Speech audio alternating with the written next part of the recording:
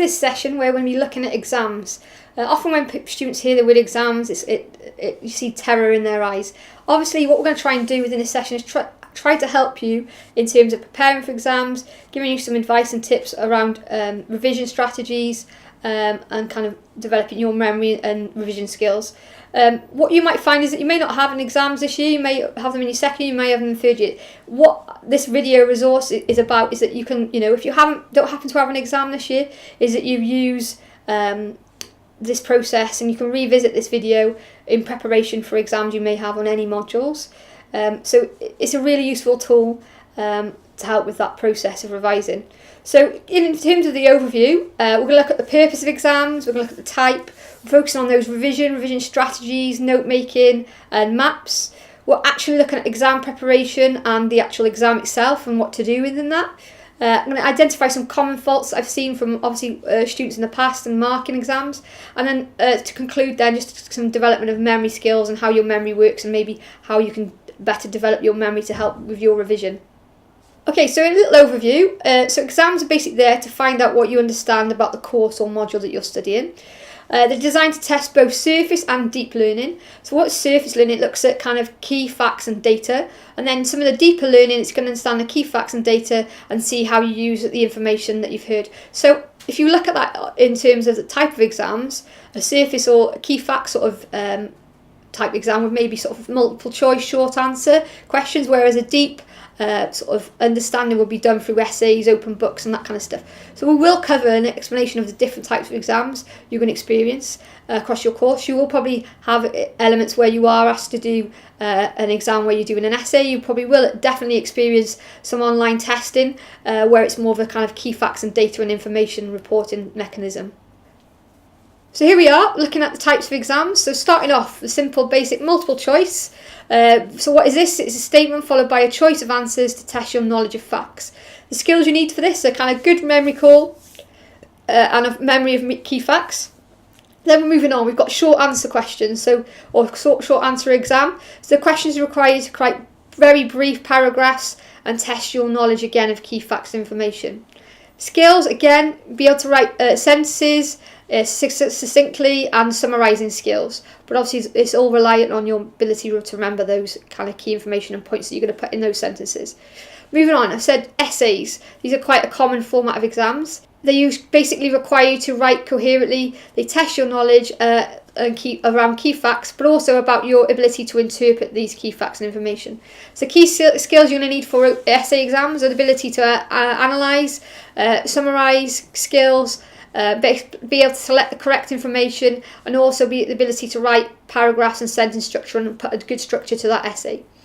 An open book exam is again similar to that essay format, but obviously you're allowed to actually take a course book or text or notes in there. In terms of the skills, it's around all the ones I've discussed in essay planning, but also around the selection, looking at selection of information and linking and mapping information together. And the one I've kind of mentioned that you'll probably see is definitely as a distance learning student, less so if you're on campus, is MCQ or online tests. These are an online mechanism for testing knowledge of facts, and again linking to that good memory for facts and quick recall. Often these tests are kind of timed, you have a time limit to complete them online. So now that we've looked at kind of different types of exams, it's really important to kind of consider how we actually revise and what is revision. So what revision is the primary purpose of pulling information together and what we've learned. It provides you the opportunity to reconstruct the course material. It's not about memorising tasks, it's a constructive activity. You employ strategies to help you recall information. So good revision involves being creative and using interactive techniques.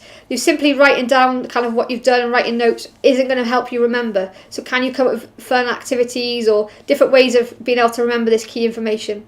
You need to be motivated and you need to have good time management within this revision process. So I mentioned about having good revision. Without active revision, we forget 98% of what we encounter just after 3 weeks. So if we don't actively remember, we will forget almost immediately. So it's really important we kind of come up with strategies to do active revision and be involved in that learning process of remembering this key information.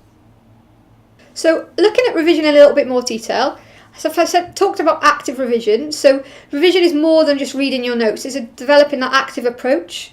You are taught content, but you're not actually taught how to learn that content. So you need to find the best approach for you to be able to learn and remember that information and use that within your exams. So it's about preparation, organisation, memory and recall. So rather than cramming at the end, trying to struggle to remember things, we need to actively engage in learning and revision throughout the module.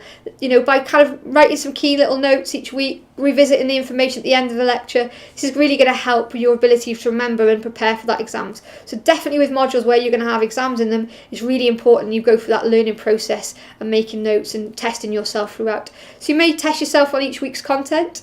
You may summarise and learn key points and information as you go. You may self-test yourself after each lesson or key points. You may make index cards for each week. So after a lecture, you may make an index card based on that session. And these will obviously be the building blocks for your revision. You might practice the perfect answers. You may work with a friend or is finding the kind of past papers and doing the perfect answer to that question. Obviously, quite a few of these points are related to essay type questions. Again, if you're still doing some kind of short answer, multiple choice, you still need to test yourself and remember the key facts and information. So these approaches are still important. It's about being organised. So it's not kind of waiting to the last minute, oh, I've got an exam, what type of exam is it? It's being aware at the start of the module, understanding the type of exam, what is expected within it, looking back at the assessment criteria, developing your note-making skills as you go through, and developing an organisation and strategy for your revision. You may spend some actual time actually doing little tasks and skills and development on being able to increase your memory capacity, and we'll be talking about memory capacity and memory a little bit later on in this session. You basically need to learn the material yourselves, but also need to learn how to use them within that exam condition. And you might even write an exam checklist, but also key point is if when you're revising and you're kind of preparing for exams, if you're not sure of anything, that's what your module tutors are there for, or your kind of colleagues and peers on your course. Ask for help if you're struggling or unsure about any element of that exam process. So there's an actual method that's been developed. It's called the SP4 Method, and you can see that it's like an acronym of the key kind of words. And these key questions can actually help you in that revision process. So you're going to survey, get an overview of the module, look at the module and the key topics, and actually think about what you're going to need to learn for your exam and revision process. So that leads on to the question. Ask yourself, what do I actually need to learn? Prediction. So there's really kind of good little skill in predicting the questions that might come up. So it might be if you've got a sort of a topic, you might write a list of questions that might appear within that topic. You plan a revision strategy and plan your learning. You prepare resources to aid your learning. So these are revision notes, audio notes, which we're going to look at some of these examples as we move on through this presentation. You're going to practice. You're going to practice using the information you've learned. You're going to practice an essay question. You're going to practice recalling the information. So throughout that practice and being involved in that process of learning and practicing is going to help you remember when you actually come to that stressful situation of sitting there and kind of remembering and recalling that facts within that exam environment. So I mentioned about coming up with a revision strategy. So you're going to draw up that list of main topics of the course and decide you're going to revise them. So you're going to be active and effective, so develop your ability to strip back what we need to learn to the bare essentials. So for example, if I was doing anatomy an exam and you knew maybe something on the skeleton was going to come up, you just learn the skeleton, not about the whole body. So it's kind of being quite effective within your revision strategy, picking out the relevant information and sources. Once you've found that relevant source, it's making sure you've got topics that work alongside that. You may even kind of prioritise and select, what things you're going to start first and which maybe you think are less important. You may ask your tutor around this what you think, the priorities are for the revision. You make yourself a little revision timetable. These are your set times you're going to set aside to revise. Do not try and reread the whole course material. This isn't going to work. You're just going to bombard your memory, get yourself really confused. You're not going to try and memorise all your course notes. You're going to make summary notes and kind of pull out key points of information that's going to jog your memory to then be right around that topic.